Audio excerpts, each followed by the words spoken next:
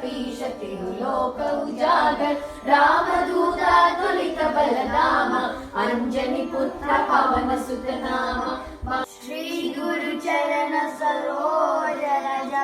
निज मन मुकुर सुधारी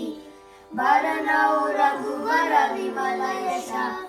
जोदायक फलचारी बुद्धिहीन तनु जानिकै सुमिरौ पवन कुमार बल बुद्धि विद्या देहु मोहि हरहु कलेश विकार। जय हनुमान ज्ञान गुण सागर जय कपीशति लोक उजागर रामदूत अतुलित बलधाम अंजनी पुत्र पवन सुत नाम महावीर विक्रम बजरंगी कुमति निवार सुमति के संगी कंचन वरण विराज सुवेश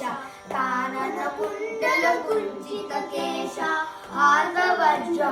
ध्वजा विराजे कांधे मूंज जनेऊ साजे शंकर सुवन केसरी नंदन तेज प्रताप महाजगवंदन विद्यावान गुणी यति चातुर राम काज करिवे को आतुर।